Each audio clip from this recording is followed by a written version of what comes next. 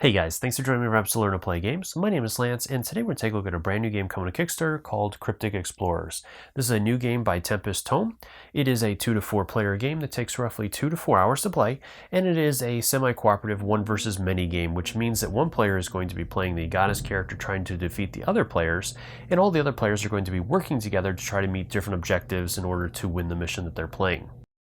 So in the game itself, the backstory to this is that a strange organization has found this gateway to the realms of death, and so they have hired mercenaries and experts, scientists and spellcasters to journey into this portal and try to bring back artifacts and knowledge about death itself. And of course, the realms of death are not just going to sit idly by as their artifacts and that are pulled away. The goddesses that rule over these realms are really upset and are off to try to kill any Kryptonauts that ventures into these areas to try to steal things from them.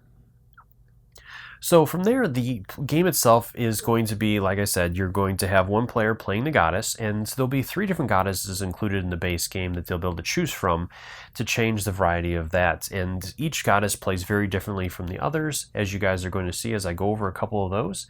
And the goddess player will have their own deck of cards that they're going to work with based on the goddess and their own minions that they'll be able to bring onto the board to fight off these players.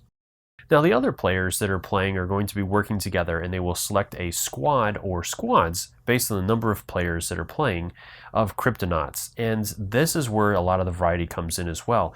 As there, like I said, there's 4 different categories. You have mercenaries, experts, scientists, and spellcasters. And within each one of those categories, there's going to be 8 Kryptonauts that are going to be able to be selected within those categories. So you're going to have a ton of different choices to make within this. And the players will bring 6 Kryptonauts in total into each game, so you'll have a lot of variety within that. And each Kryptonaut is going to have their own special abilities, as you guys are going to see in a couple minutes. I'll show you all that stuff.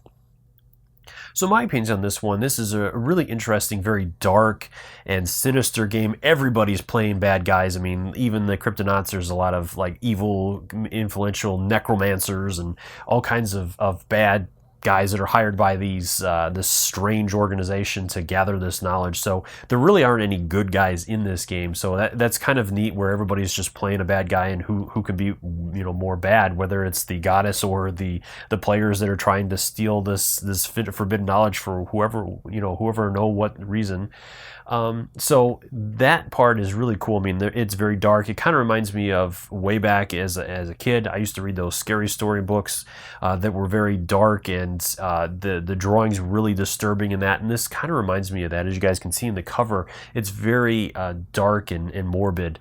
And I really enjoy that part of the game. And obviously, like I said, everybody being evil, you don't really have to worry about watching each other's backs and all that kind of stuff, because it just kind of goes with the game.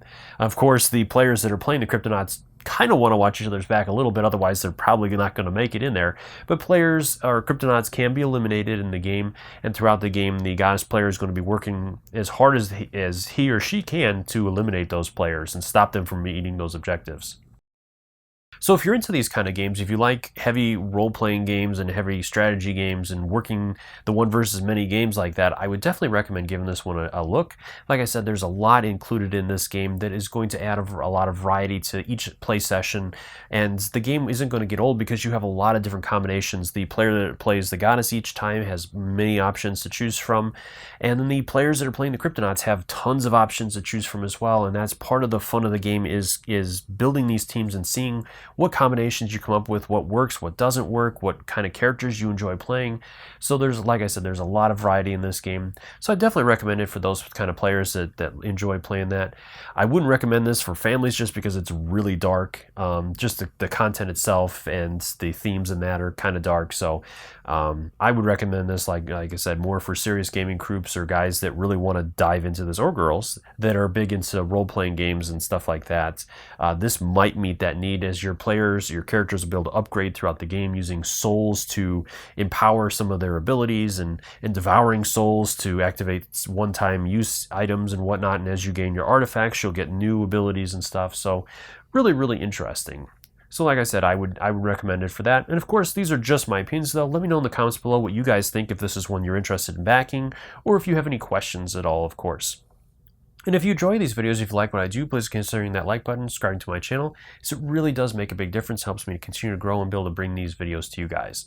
And if you want to stay up to date on all my videos, also consider ringing that bell so you get notifications anytime I release new stuff. I'm also going to have a link up in the top corner. If you guys want to check out a gameplay video of this as well, I will also have that up so you can see the game in action as it progresses throughout the game, so you can see some turns and see if this is one that you're interested in.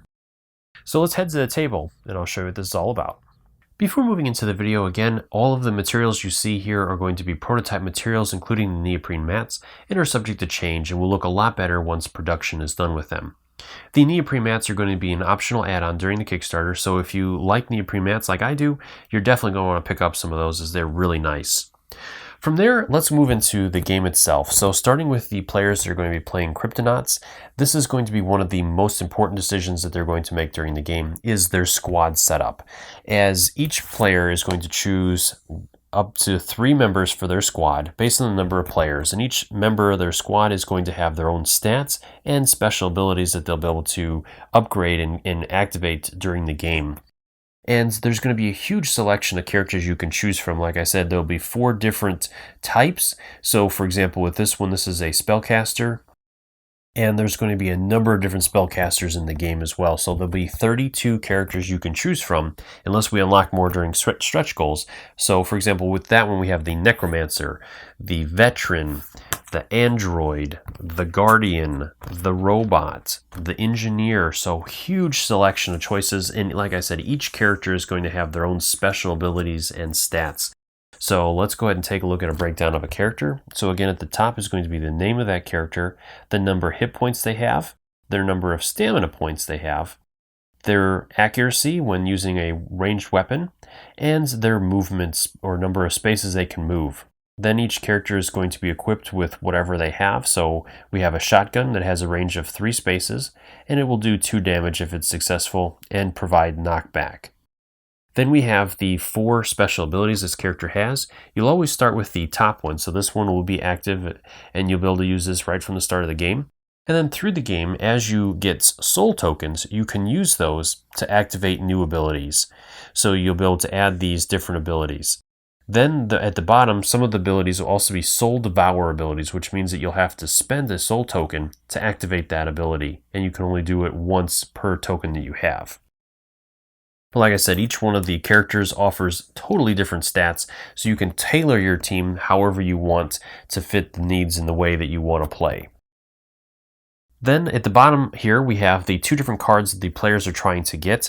Throughout the game, the players will find artifact cards, and each artifact card will give them some sort of ability or thing as well that they can use to help them throughout the rest of their quest. And they'll also receive knowledge of death cards, and these are what they're really going after. The players are going to need to cumulatively collect 3 of these cards and then be able to get out of the realm. If they can do this, then they have won the game. If not, then the goddess player has stopped them and probably destroyed them at that point.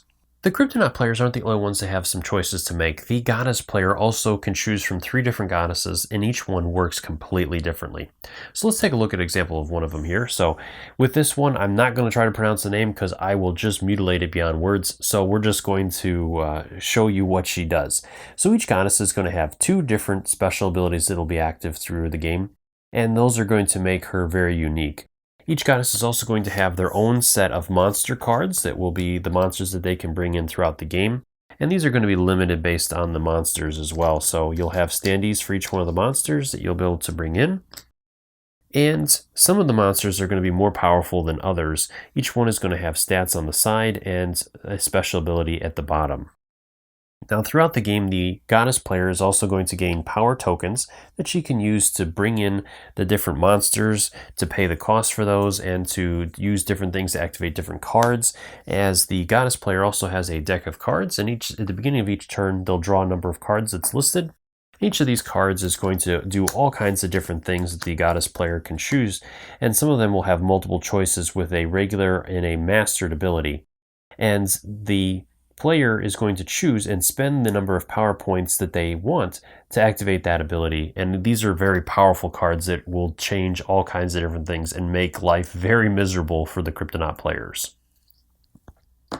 Now let's take an example of one other of the goddesses that I have so you guys can see the different effects. So here we have another example. And with this goddess, she has her own monsters that she can bring in as well. Like I said, totally different. And her abilities are completely different than the other monster as well. So she mainly focuses on rot and decay and all that kind of stuff. So she's going to affect the Kryptonauts in a completely different manner, with her monsters working differently as well. Another decision the players are going to have is which game board they're going to play on, as there are 4 different game boards included in the game. Each one of them is going to play very differently with its own objectives and features that make it unique. So as you can see on the screen here, we have the Tomb of the Ivory Sands, the Cave of the Crystal Sultan, the Hall of Eternal Flame, and finally the Bog of the Lizard Witch. And like I said, each one of these is going to play very differently. So looking at one of the boards here, we have the Tomb of the Ivory Sands, and with this one you're going to notice all these little sand spots on the board, and these are going to have different effects based on some of the cards that the goddess can play, as well as some of the features of the game based on different things such as opening tombs and whatnot. Then you're also going to have the regular spaces that the players will move on with no effect. You'll have these very, very dark spaces, which are caverns the players cannot move on to or pass over.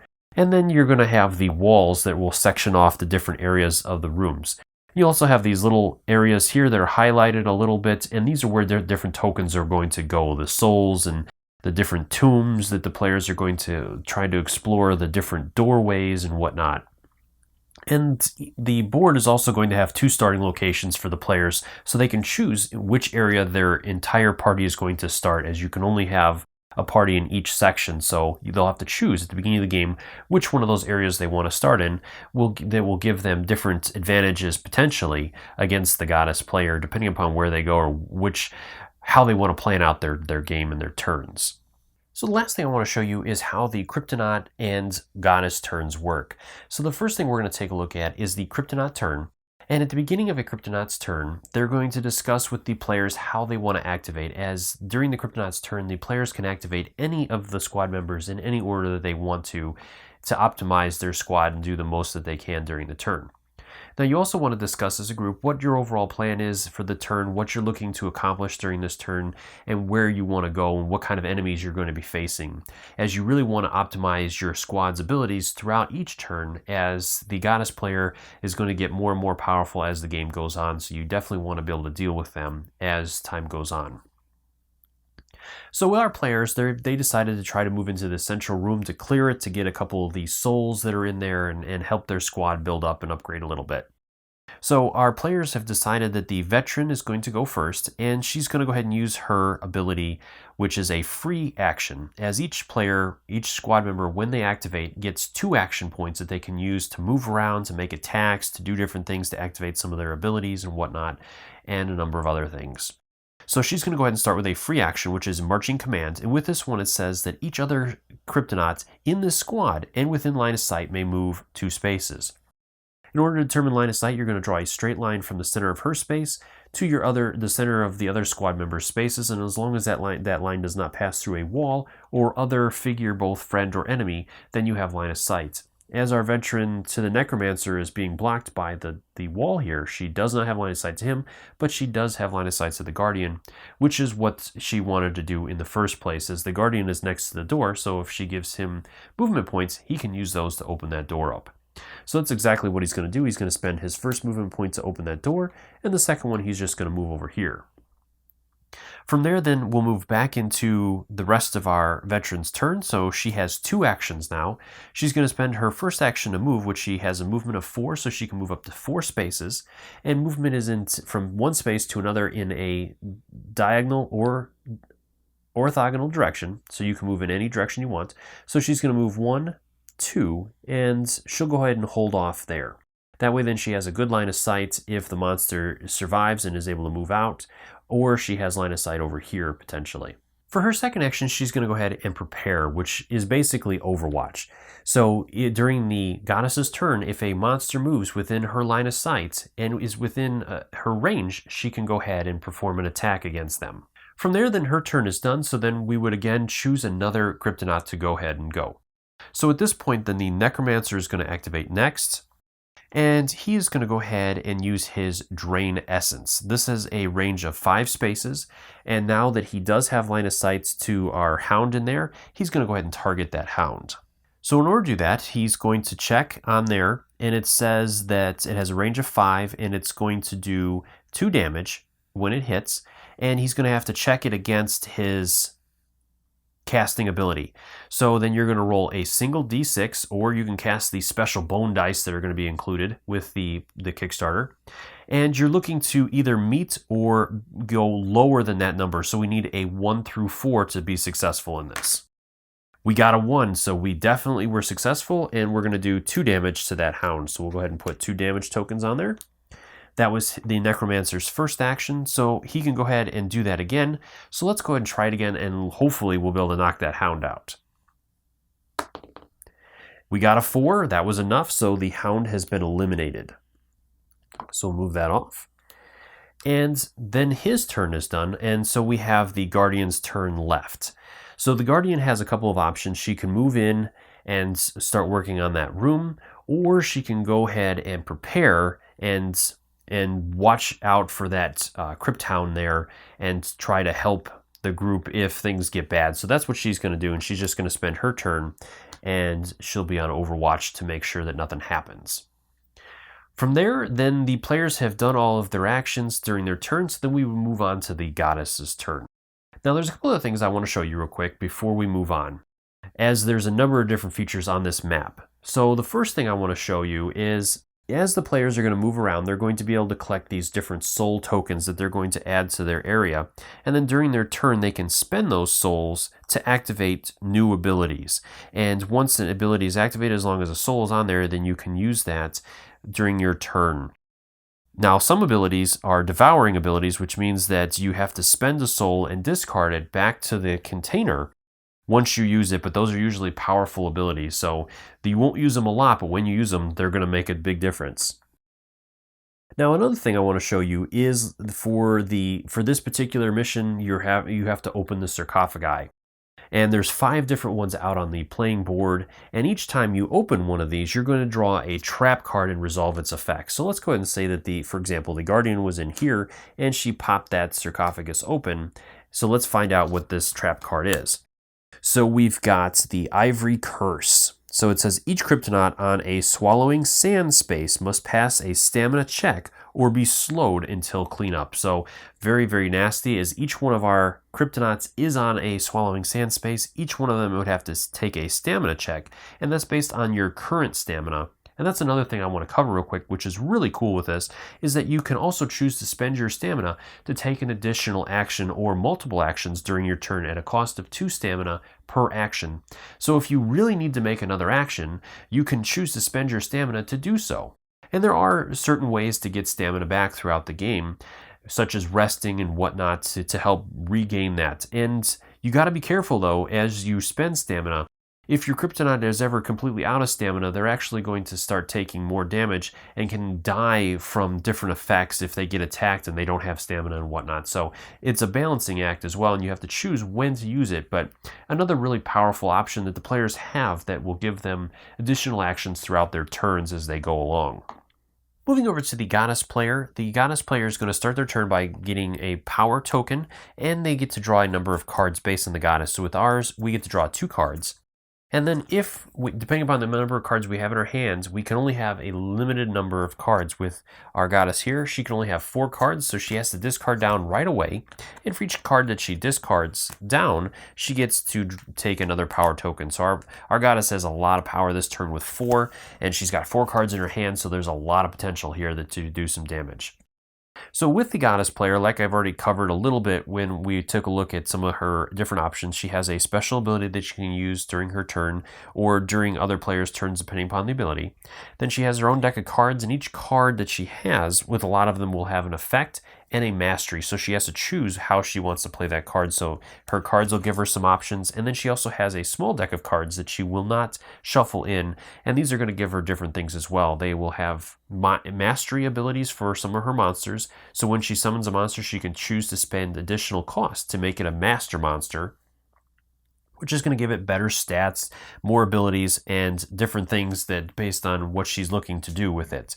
And then there's also other cards that the goddess will have, such as this one has blessing cards, blessings of the bones, to do different things as well, cursing some of the Kryptonauts and doing different things to slow them down. So lots of different options, as well as, of course, summoning monsters.